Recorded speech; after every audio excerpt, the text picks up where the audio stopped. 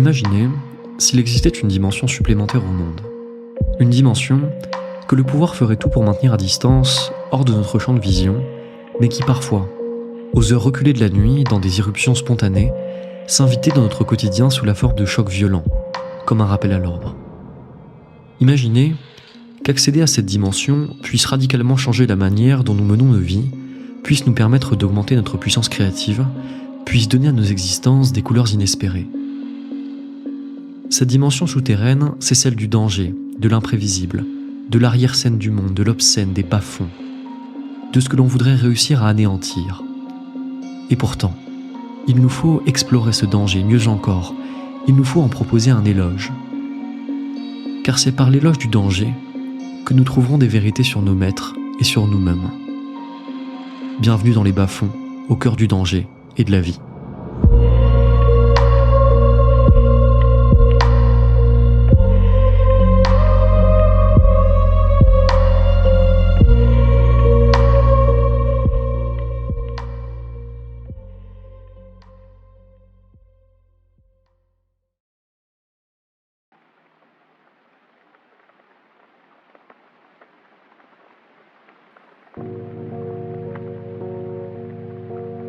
La méditation sur le danger que je vous propose aujourd'hui m'a été grandement inspirée suite à la lecture de l'essai Éloge du danger du philosophe belge Laurent de Sutter, paru en septembre dernier.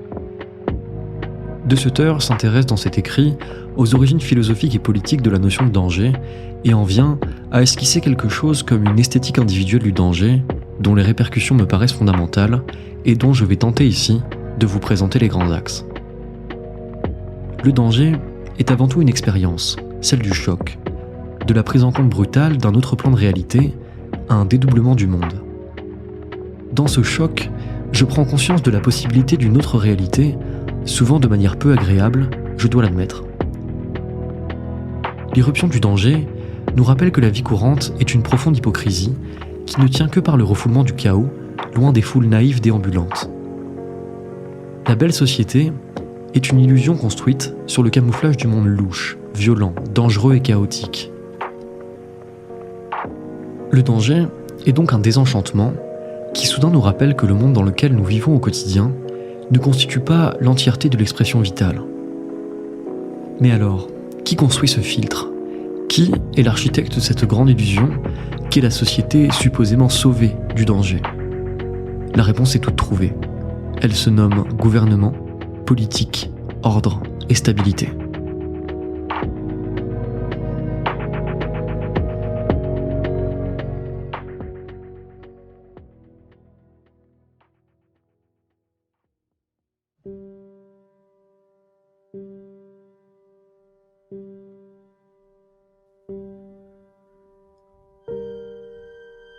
Commençons donc par un peu de politique. Pour comprendre l'idée de danger, l'auteur propose de s'extraire d'une définition subjective et psychologique de celui-ci pour se diriger vers une définition sociale et juridique du danger. Si le danger est l'avènement d'une anormalité, c'est que nous vivons dans une forme de normalité, une normalité politique. Celle-ci n'est rien d'autre que la condition sine qua non de l'organisation en société. Cette normalité, c'est celle du feu rouge qui passe au vert, de l'ouverture des magasins à horaires fixes, des élections, du salaire et de tout ce qui constitue la codification du prévisible. Ainsi, le danger est une transgression de l'ordre, de tout ce qui constitue l'horizon de l'encadré, du prévu, du prévisible, de tout ce que nous appelons règles, normes, quotidienneté ou prévision. Le danger, c'est ce contre quoi s'élève toute organisation humaine, c'est l'antithèse fondamentale de la stabilité, de la hiérarchie ou de l'ordre. Tout gouvernement se construit et perdure sur cette promesse qu'il parviendra à maintenir à distance l'imprévisible, l'irruption du choc, le danger vis-à-vis de sa population.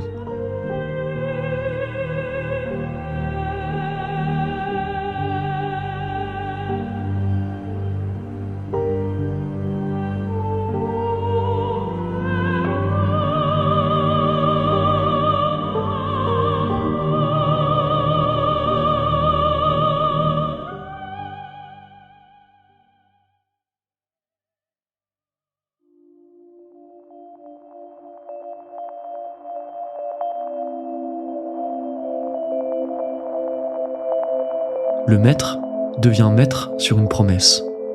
Il dit qu'il peut faire exister un bon monde, prévisible et sans danger.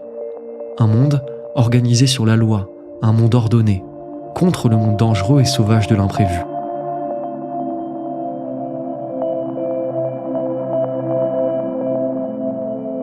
En réalité, la perspective pour le maître de protéger la foule contre le monde obscur et froid de l'imprévu est aussi et surtout la promesse pour lui de s'inscrire comme légitime dans l'ordre qu'il construit lui-même.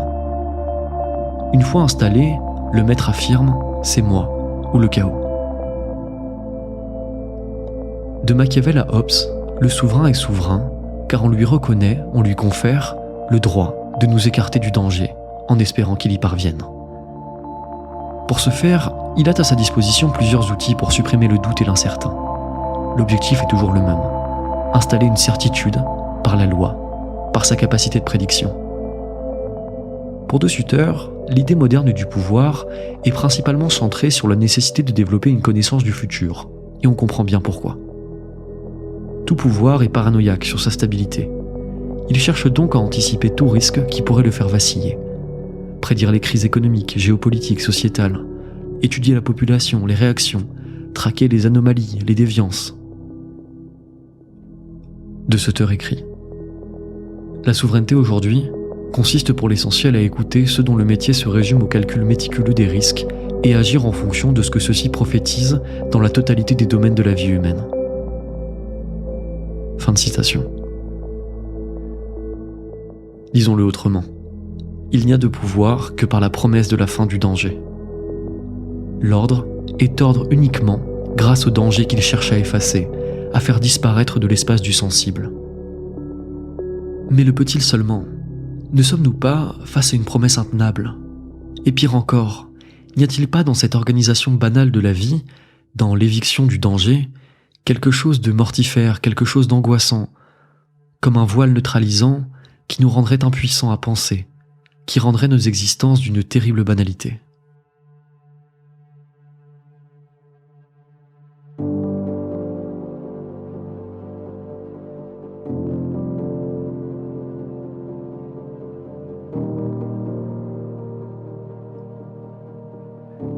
J'aime ouvrir les portes dont on m'interdit l'accès, essayer de penser les impensés ou les impensables. Je vous propose donc que nous entrions par cette petite porte, sur l'autre réalité que nous offre le danger, que nous observions cette arrière-scène où règne le chaos et l'imprévu, cette réalité sombre dont toute la quotidienneté organisée cherche à nous éloigner, supposément pour notre propre bien.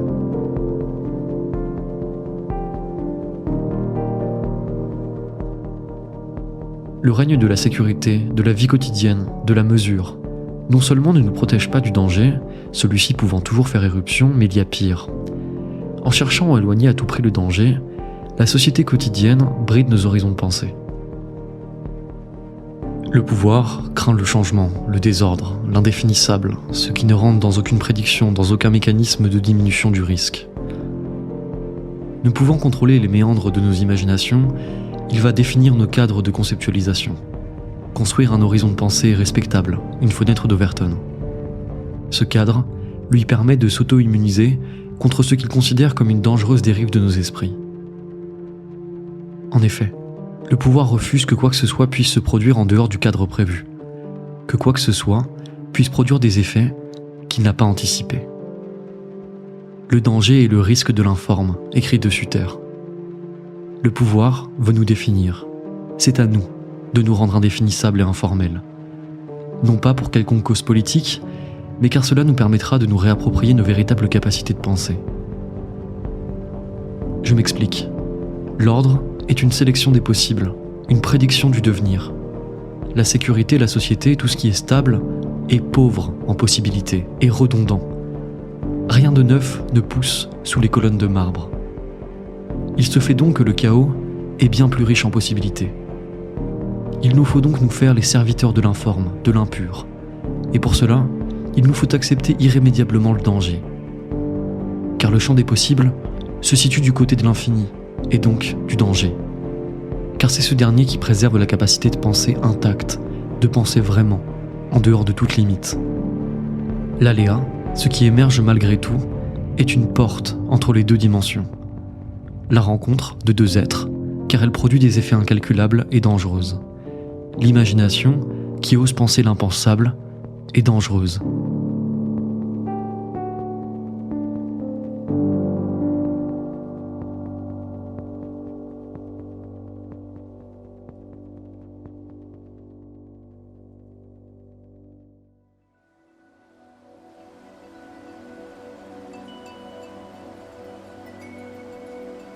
Penser doit être dangereux. Penser doit être ouvrir l'univers des possibles, en dehors de tout ordre, repousser toujours la limite des possibles. Penser doit toujours être pensé avec excès. Car penser, c'est pouvoir penser n'importe quoi et donc se placer dans la condition nécessaire du danger. De Sutter a cette très belle formule. La pensée ne peut être qu'infinie, sous peine de n'être rien. Alors, rencontrer, célébrer le hasard, l'irruption, risquer l'ouverture de toutes les portes. Pensez par moments à regarder la société en biais. Sortez du flot continu et sécurisant de la déambulation et dites-vous, mais où est le danger ?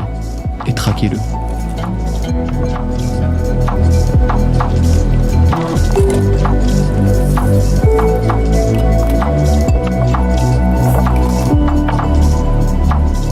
Nous arrivons à la fin de cet épisode, j'espère qu'il vous aura plu.